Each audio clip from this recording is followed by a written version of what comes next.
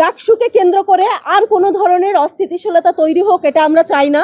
আমরা চাই এই অভ্যুত্থানের পরবর্তী সময়ে যে ডাকসু হচ্ছে, সেই ডাকসুকে কোনোভাবেই যেন প্রতিবন্ধকতা দিয়ে বন্ধ করে দেওয়া না হয়।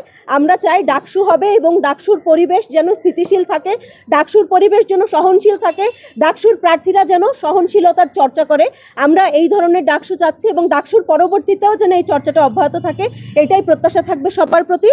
আজকে আমি আমার কথা শেষ করছি এবং শেষ করার আগে একটাই অনুরোধ জানাবো সবার প্রতি, নারীর প্রতি যে সহনশীলতা সেইটার চর্চা করা উচিত এবং নারীর রাজনৈতিক মতবাদ, সেই রাজনৈতিক মতবাদকে রাজনৈতিক মতবাদ দিয়ে আপনারা প্রতিহত করুন, রাজনৈতিক মতবাদ দিয়ে প্রতিবাদ করুন। নারীকে প্রতিহত করার জন্য তাকে সেক্সুয়ালি হ্যারাস করার কোনো দরকার নাই। আমার রাজনৈতিক মতাদর্শকে আপনারা রাজনৈতিক মতাদর্শ দিয়ে সেটার বিরোধিতা করবেন, এইটুকুই আশা থাকবে সবার প্রতি। ধন্যবাদ।